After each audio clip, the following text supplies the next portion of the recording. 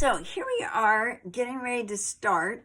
If you've taken a class from me before or watched one of my videos before, you know that I love color charts. It really helps you figure out where you're going in a painting before you get there. And here I work out a really simple complementary color chart. And it's very easy to do. You take two complementary colors, and we know that complementary colors are the opposite on the color wheel. You mix them together. You take this color and this color, mix it together, and you'll get more of a neutral color.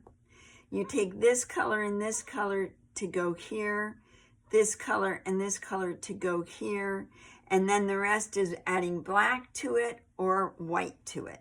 In this case, I like to add instead of a white, I use this titanium.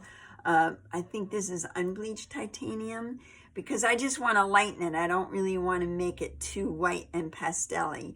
But look at all the colors you get from just those two.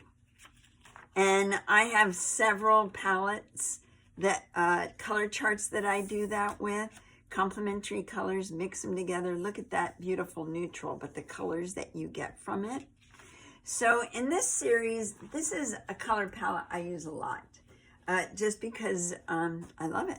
So I've taken Nickel Azo as my first complementary color, and then I have this Cobalt Teal for my second one.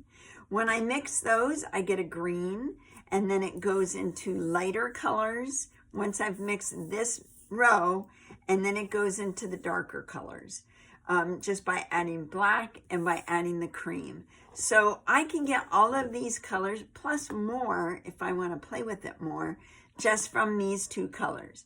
So that's going to be my color palette. And from that, I've also picked papers that I know are going to work with it.